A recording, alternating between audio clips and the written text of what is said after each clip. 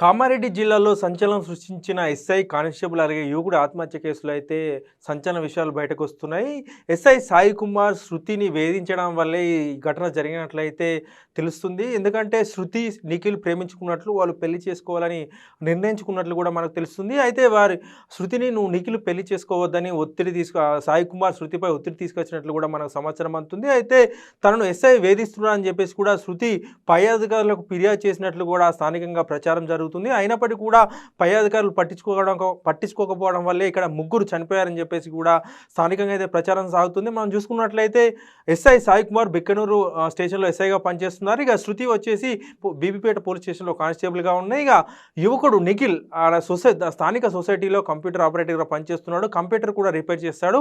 ఆయన పోలీస్ స్టేషన్లో ఏమైనా కంప్యూటర్ రిపేర్ వచ్చినప్పుడు స్టేషన్కి వెళ్తే రిపేర్ చేస్తుంటాడు. ఈ క్రమంలోనే నిఖిల్కు శృతికి మధ్య ప్రేమ చిగురించిందని చెప్పేసి కూడా స్థానికంగా ప్రచారం జరుగుతుంది. అయితే అంతకుముందు ఈ బీబీపేట పోలీస్ స్టేషన్లోనే ఎస్ఐ సాయి కుమార్ పనిచేశారు. అయితే అప్పుడే శృతితో సాయి కుమార్ పరిచయం ఏర్పడి వివాహేతర సంబంధం ఏర్పడిందని చెప్పేసి కూడా స్థానికంగా ప్రచారం జరుగుతుంది. అయితే ఆ తర్వాత ఎస్ఐ ట్రాన్స్ఫర్ అయ్యి బిక్కనూరు వెళ్ళిపోవడంతో శృతి అయితే నిఖిల్కి దగ్గరైన తెలుస్తుంది. వీరిద్దరు పెళ్లి చేసుకోవాలని నిర్ణయించుకున్న సందర్భంలోనే ఎస్ఐ సాయి కుమార్ వద్దని శృతిని వేధించాడని చెప్పేసి అయితే స్థానికంగా అయితే చర్చ కొనసాగుతుంది. ఈ నేపథ్యంలోనే మాట్లాడుకోవాలని చెప్పేసి అయితే వాళ్ళు కారులో వెళ్ళారు. అయితే కారులో వెళ్తున్న క్రమంలోనే అడ్లూరు ఎల్లారెడ్డి పెద్ద చెరువు వద్దకు రాగానే శృతి కారులో నుంచి దిగి వేగంగా వెళ్ళి చెరువులో దూకింది. ఆ వెంటనే నిఖిల్ వెళ్ళడంతో అయితే ఇద్దరు చెరువులో దూకారు. సో వారు చనిపోతే తన మెడకు చుట్టుకుంటుంది కేసు అని చెప్పేసి అయితే సాయి కుమార్ వాళ్ళను రక్షించే ప్రయత్నం చేశారు.